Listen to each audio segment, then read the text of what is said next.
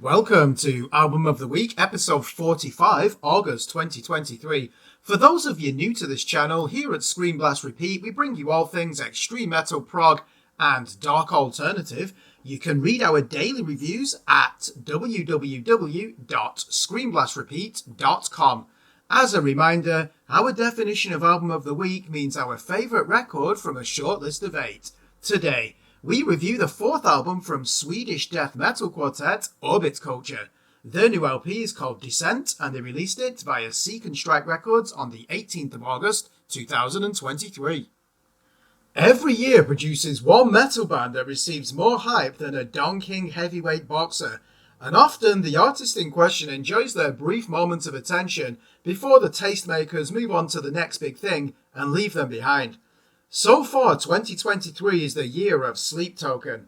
Last year it was Lorna Shore. Before that, we had the breakout success of Spiritbox. Yet behind the frontrunner is always a group whose future looks assured.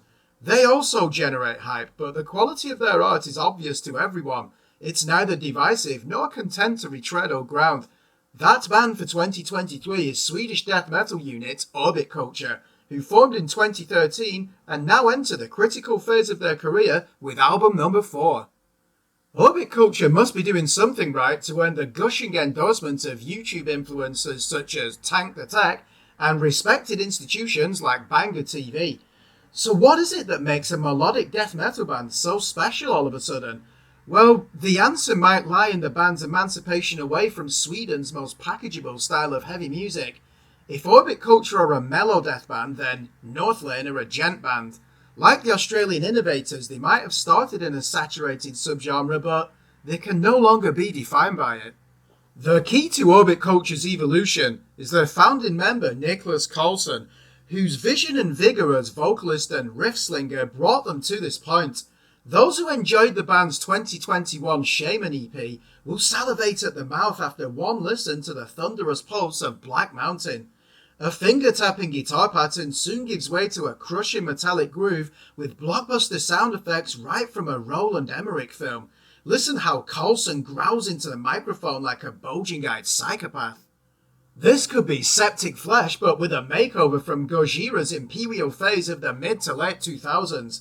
The modulation at the 3/4 mark to a darker and more sinister passage of transcendent tool rhythms will leave you with mouth agape. It almost overshadows the glorious triumph of the chorus, which Karlsson repeats as if reciting his favourite James Hetfield refrain from the Black Album. Clearly, the Swedes decided that they should let the chunky guitar riffs be the focus of their musical rituals on this record. Sorrower thrives on a muscular mid-tempo power play with a stunning use of contrasting guitars in the bridge and a surprise chorus uplift that wouldn't sound out of place on an album from English metalcore favourites While She Sleeps. It makes full use of its 6 minutes and 30 seconds to branch off into a bone-shaking thrash assault with double-kick skank beats, yet it also resets for an Ennio Morricone finale of clean guitar thrusts and choir harmonies. It'll leave you intoxicated in the rays of a silver mist, just as From the Inside might abandon you to the depths of a frost-covered labyrinth. Your job as the listener is to find a way out of this metaphorical prison on the coattails of the orbit culture juggernaut. Here, mystical clean guitar passages built around hammer-on and pull-off techniques make way for a monstrous down-tuned dirge of zapping harmonizer pedal effects. Coulson's chorus delivery is his finest on the LP. You'll want to punch a fist through the moss-covered ceiling as he roars, and it all crashes down from the inside, and it all crashes down on me. You'll see through ice, but you cannot reach it. It's even more remarkable that this song changes the dynamic of the second chorus rendition to a moonspell lamentation. How they resurrect it from here, and then end it in the stride of a Rammstein goose step is beyond comprehension. Like any great album, Descent understands that no two songs should be the same, yet none should deviate too far away from the core aesthetic. Vultures of North takes the drop tune grooves into classic Metallica territory, but laces them with drum triggers straight from a Fear Factory record. The vocal lines are as percussive as the snare hits. A chorus chant barks at you like a military instruction from a German SS commander from hell.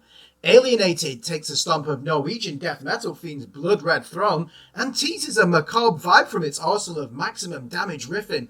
Look no further than the Ale of Fire if you want an example how to mix extreme metal with heroic rock posturing and dramatic surround sound effects.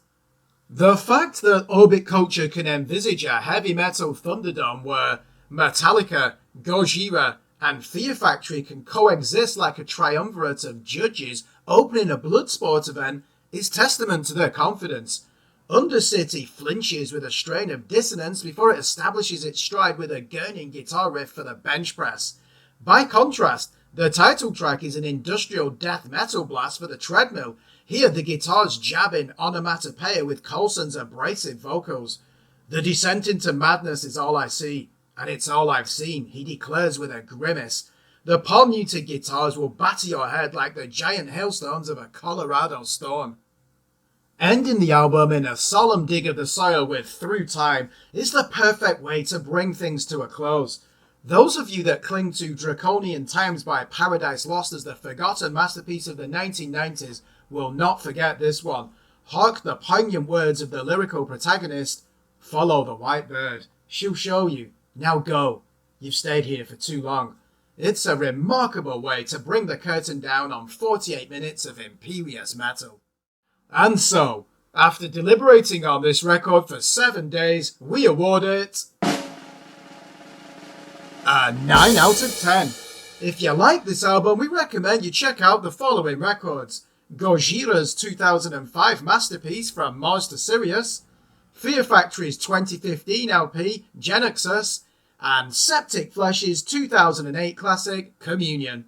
Thanks for watching. Remember to like and subscribe to our YouTube channel, follow us on Facebook, and more importantly, please visit our website at www.screenblastrepeat.com for the latest album and EP reviews from established, up-and-coming and unsigned artists in the worlds of extreme metal, prog, and dark alternative.